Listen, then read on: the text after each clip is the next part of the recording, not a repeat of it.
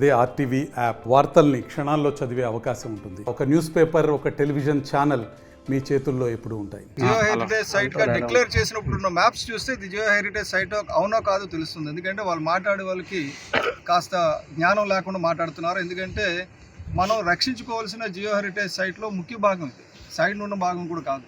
కొంత Jio heritage site మనకు తెలియకుండానే అది నేవీకి ఇవ్వడం వల్ల ఐఎన్ఎస్ కళింగలో కలిసిపోయింది. దానిలో కూడా వీలైనంత వరకు కన్స్ట్రక్షన్స్ తగ్గించమని చెప్పి మనం చేయాల్సిన అవసరం ఉంటుంది. నెక్స్ట్ 2016 నుంచి ఇది ఒక జియో హెరిటేజ్ సైట్ కింద డిక్లేర్ చేశారు union ministry. Geo heritage site కింద డిక్లేర్ చేయడానికి కారణం ఏంటంటే ఇప్పుడు రాజశేఖర రెడ్డి లాంటి వాళ్ళందరూ కలిసి జియో సైంటిస్టులు అందరూ కలిసి వెళ్ళి ఇంటాక్ అంటే Indian national heritage and cultural association వాళ్ళకి ఇది ఒక హెరిటేజ్ కింద జియో హెరిటేజ్ కింద చేయాలి అని చెప్పేసి వారసత్వ సంపద కింద తీసుకురావాలని చెప్పారు.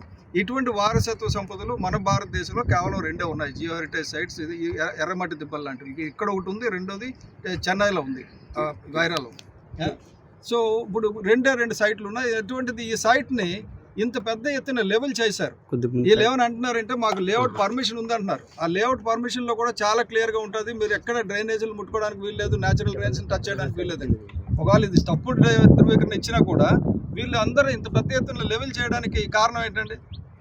అలాగే లెవెల్ చేయడం తప్పు. అధికారులు చూస్తూ ఊరుకున్నారు. అందుకనే కదా ఇంత పెద్ద బోర్డు పెట్టారు పైన. ఇప్పుడు దీనికి కట్టడాలన్నీ నిలిపేశామని. ఇలాగే 610 ఎకరాల్లో ఇటువంటి ప్రాముఖ్యత కలిగే జాగా, అక్కడ న్యాచురల్ హెరిటేజ్గా ఉండి కొండల మధ్యలో ఉన్న జాగాని అక్కడ అనకాపల్లిలో అమర్నాథ్ గారు విసన్నపేటలో పెద్ద లేఅవుట్ వేసుకున్నారు. ఆయన మంత్రి గారు కాబట్టి పర్మిషన్ ఇచ్చారు. ఇప్పుడు మళ్ళీ ఆ పర్మిషన్ క్యాన్సిల్ చేశారు. నిన్న ఆ పర్మిషన్ క్యాన్సిల్ అయింది. ఆ పర్మిషన్ క్యాన్సిల్ అయ్యింది అంటే అర్థం ఏంటి? ఇటువంటి జియో హెరిటేజ్ సైట్స్ రాకపోతే పర్యావరణ పరిరక్షించడం. ఇప్పుడు పర్యావరణాన్ని పరిరక్షించాలంటే విశాఖ నగరం వాయు కాలుష్యం బాగా పెరిగిపోయిందండి. అలాగే భూ కాలుష్యం, జల కాలుష్యం కూడా పెరిగిపోయింది. వాటి నుంచి నివారించాలంటే ఇటువంటి హెరిటేజ్ సైట్స్ని బేసిక్గా సముద్రం నుంచి, ఇందాక రాజేంద్ర సింగ్ గారు చెప్పారు, doctor Rajendra Singh, water man of India, ఆయన వార్త విని ఫ్రాన్స్ నుంచి వస్తూ డైరెక్ట్గా ఆయన ఇంటికి రాజస్థాన్ వెళ్లకుండా దిగి విశాఖపట్నం వచ్చి నేను హెరిటేజ్ సైట్ చూసి నేను వెళ్తానన్నాడు. ఆయనకున్నంత కన్సర్న్ మన విశాఖపట్నం ఉన్న వాళ్ళకి లేకపోతే ఎలాగా? ఇక్కడ రియల్ ఎస్టేట్ వ్యాపారం చేయడానికి కాదు కదా ఇక్కడ ఉన్నది. ఇక్కడ ఒక గుండుకాయ లాంటి ప్రాంతం ఇది. సముద్రంలో ఉప్పు నీటిని మంచినీటిగా మార్చి పట్టణానికి ఇస్తుంది కింద నుండి ఎర్రమట్టిది. ఇదన్నీ కూడా పాడు చేస్తే మన హెరిటేజ్ పాడైపోతుంది. రెండోది ఏంటంటే దీనిలో అధ్యయనం చేయడానికి ఎంతో విషయాలు ఉన్నాయని చెప్పి ఇందాక రాజశేఖర రెడ్డి గారు చెప్పారు.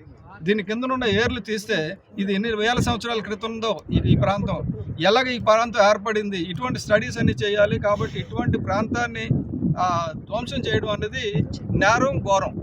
ఇది ఎవరి స్థలం అయినప్పటికీ, అది ప్రభుత్వ స్థలం కానివ్వండి, ప్రైవేట్ వాళ్ళ స్థలం కానివ్వండి, ఇది ఐడెంటిఫై చేసిన తర్వాత దాంట్లో ఏం చేయడానికి వీల్లేదు. సుప్రీంకోర్టు ఆర్డర్ ఒకటి ఇచ్చింది. సుప్రీంకోర్టు ఏం చేసిందంటే ఇదివరకు డీమ్డ్ ఫారెస్ట్ అని దేనికంటారంటే మడాడవు మొక్కలు ఎక్కడున్నా సరే ఆ మడాడవు మొక్కల్ని డీమ్డ్ ఫారెస్ట్ అంటారు. అది మీ ఇంట్లో ఒకవేళ సముద్రపట్నం మీ ఇల్లు ఉంటే 4 మడాడవు మొక్కలు వచ్చినాయి అనుకోండి, అది ఆ మడ మొక్కలు కట్టడానికి వీల్లేదు. ఎర్రమట్టి దిబ్బలు అనేది మన ఉండడం అనేది మనకు చాలా అదృష్టము. ఎందుకంటే మేము 2012లో ఆంధ్ర యూనివర్సిటీలో ఉన్నప్పుడు ఇది మనకు మామూలుగా అంటే మన విశాఖ ప్రజలకు ఇది ఒక అందమైన ప్రాంతంగా, ఆహ్లాదకరమైన ప్రాంతంగా తెలుసు. కానీ దానికన్నా ఇంపార్టెంట్గా ఏంటంటే సైంటిఫిక్ సిగ్నిఫికెన్స్, అంటే ఇంటర్నేషనల్ లెవెల్ ఉన్నటువంటి సైంటిఫిక్ సిగ్నిఫికెన్స్ చాలా ఉంది.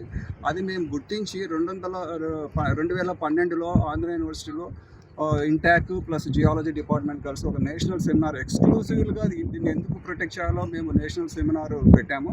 అందులో మన ఇండియాలో ఉన్నటువంటి అన్ని మేజర్ జియో సైంటిఫిక్ ఆర్గనైజేషన్స్ అందరూ పార్టిసిపేట్ చేసి దానిలో డిస్కస్ చేసిన తర్వాత ప్యానల్ రికమెండేషన్స్ అన్నీ కూడా మేము సెంట్రల్ గవర్నమెంట్కు సబ్మిట్ చేసి राजशेखर रेड्डी इस जगह को नेशनल जियो पार्क बनाने के लिए बहुत दिनों से काम कर रहे थे.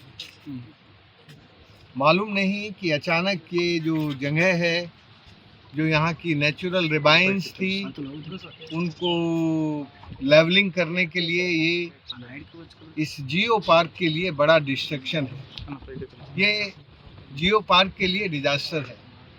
मुझे एक बात समझ में आई कि विशाखापट्टनम जितना तेज़ी से आगे बढ़ रहा है एक मेट्रो मेगा सिटी के रूप में, उसकी ज़मीन की वैल्यू बढ़ी है. और उसकी ज़मीन की वैल्यू बढ़ने के कारण विशाखापट्टनम के चारों तरफ जो हेरिटेज है जो ग्लोबल इम्पोर्टेंट प्लेसेस हैं उन सब पर एनक्रोचमेंट, पॉल्यूशन और डिस्ट्रक्शन और डिजास्टर चल रहा है। आज हम सब इस डिजास्टर से बहुत दुखी हैं। एक इतना सुंदर शहर जो हिंदुस्तान के लिए गौरव है, उसके चारों तरफ ये डिजास्टर आपके कॉमन फ्यूचर के लिए सबसे बड़ी थ्रेट है। यदि आप अपने शहर के कॉमन फ्यूचर को बेहतर बना के रखना चाहते हैं तो विशाखापट्टनम के चारों तरफ के जो ये इम्पॉर्टेंट नेशनल प्लेसेस हैं, इनको अपने विशाखापट्टनम के लिए बचा के रखना ज़रूरी है। मुझे लगता है कि ये जो रेड सैंड ड्यून्स है, ये रेड सैंड ड्यून सब जगह नहीं है। ये एकमात्र ऐसी जगह है जो समुद्र के पास में होते हुए भी उसके जो समुद्र के जो इंटरनल सोर्सेज हैं उसको पानी को मीठा करके आपके उपयोग के लिए बना के देती है। समुद्र का जो पानी है वो जब इसमें से घुसता है और आपके शहर की तरफ जाता है तो वो मीठा हो जाता है। डिसैलिनेशन के दो तरीके हैं। एक तरीका होता है जो हीट से होता है, वो सूरज करता है। The sun is the biggest desalination plant. और ये जो सैंड ड्यून्स हैं, ये भी बहुत ही कीमती सैंड ड्यून्स हैं जो हमारे पानी को, हमारे वाटर रिसोर्स को प्यूरिफाई करते हैं, स्वीट करते हैं। देखो, ये यदि डिस्ट्रक्ट किया जाएगा तो एक तरफ तो आपके जियो पार्क की जो इम्पोर्टेंस है वो ख़त्म हो जाएगी और दूसरी तरफ जो पानी का प्यूरिफिकेशन की प्रोसेस है वो तो बिल्कुल नष्ट हो जाएगी। మరిన్ని వీడియోస్ కోసం ఛానల్ ని సబ్స్క్రైబ్ చేయండి, లేటెస్ట్ అప్డేట్స్ కోసం వాట్సాప్ ఛానల్ ని ఫాలో చేయండి అండ్ లింక్ డిస్క్రిప్షన్ లో ఉంది।